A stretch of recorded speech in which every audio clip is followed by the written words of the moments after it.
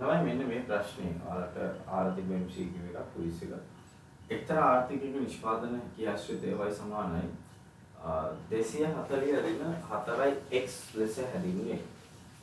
y ඒකකයක ආවස්තික පිරිවැය වන්නේ කියලා අහනවා. right මේකට 67ක් වගේ දීලා තිබ්බේ වැරදි උත්තරේ.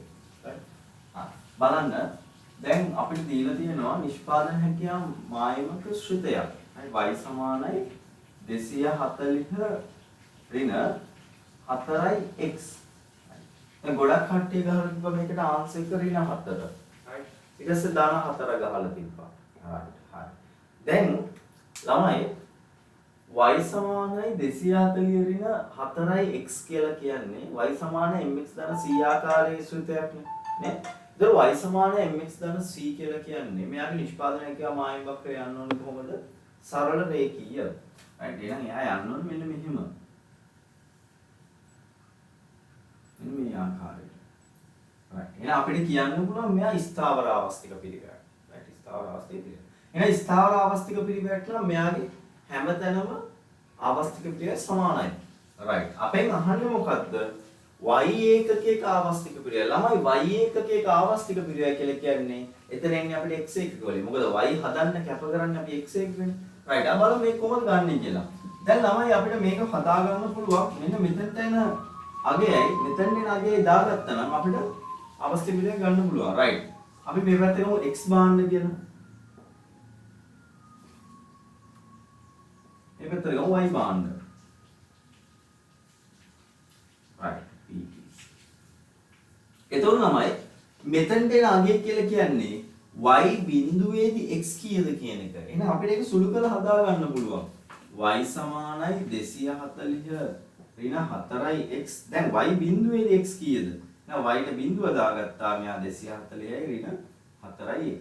ඒතර අපිට එනවා මේක සුළු කරගත්තාම 240 මෙතන දාගන්න 4x. ඊට 4ෙන් බෙදන්න. right. ඒතර එනවා අපිට x සමානයි 60යි කියලා. x සමානයි 60යි. එහෙනම් මෙතන එනගේ 60යි. right good. දැන් අපිට ඕනේ y දෙනාගේ x බිඳුවේදී y කීයද? යාව අපිට ගන්න පුළුවන් y සමානයි 240 ඍණ 4x සමානයි y නේ 240 ඍණ 4 x බිඳුවේදී. right එතකොට අපිට එනවා මෙතන 240යි කියලා y. right ඔය බිඳුවෙන් එලි කරා බිඳුවයිනේ. right එතකොට අපිට මෙතනට අගයක් දාගන්න පුළුවන් 240යි.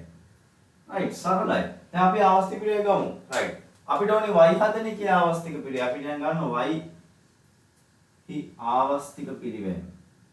තමයි ආවස්තික පිරිවැය ගන්නේ කොහොමද? උඩට අපි ගන්නවා කැප කළ එකක් ගන්න. right කැප කළ ඒකක ගන්න. බෙදීම වැඩි කළ ඒකක ගන්න.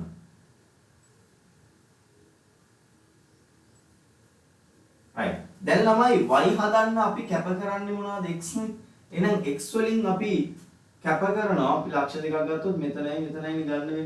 right මොකද මෙයාගේ කොතන අවස්ථිත පිරිවැය ගන්න එක හැමතැනම සමානයි. එහෙනම් මෙතන අපිට එනවා x ඒකක 60ක් අඩු කරලා y ඒකක අපිට හදන්න පුළුවන් 240. ඔන්න ඕනේ 60 බෙදීම 240. එතකොට අපිට එනවා ළමයි උත්තරය 0.25 කියලා. 0.25. ඊට පස්සේ ඔයාලට ඕන නම් x හි ආවස්තික පිරිවැයක් ගන්න පුළුවන්. x හි ආවස්තික පිරිවැය සමානයි කැපකල එකක් ගන්න කියන්නේ ළමයි x හදන්න කැප කරන්නේ y 240 යට 60.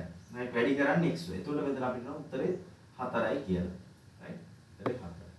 එතකොට මෙන්න මේ විදිහට අපිට මේ ආන්සර්ස් ගන්න පුළුවන්. එතකොට අපෙන් අහන්නේ y භාණ්ඩ හදන එකේ අවස්ථික වෙන y භාණ්ඩයක් හදන එකේ අවස්ථික පිරිවැය ළමයි x භාණ්ඩ 0.25. right එහෙනම් ආන්සර් එක දෙවෙනි ආන්සර් එක. right එතකොට ඔයාලට මොනවා හරි ක්විස් වල ප්‍රශ්නයක් තිබ්බොත් එහෙනම් තේරෙන ප්‍රශ්න තියෙනවා. ඒ දෙයෙන් කමෙන්ට් එකක් දාන්න. මෙන්න මේ ප්‍රශ්න තේරෙන්නේ නැහැ කියලා. ඒකට අදාළව මම ඔයාලට පොඩි වීඩියෝ එකක් දාන්න. එතකොට ඒක ඔයාලා කොට දාගන්න. right ක්විස් වලින් ඔයාලා ලකුණක් හරි වැඩි කර ගන්නවා නම් ඒ දේ තමයි කරගන්න ඕනේ. එතකොට මොනවා හරි ප්‍රශ්නයක් තියෙනවා නම් කමෙන්ට් එකක් දාන්න. මම ඒකට අදාළව ඔයාලට වීඩියෝ එකක් ලබා දෙන්නම්.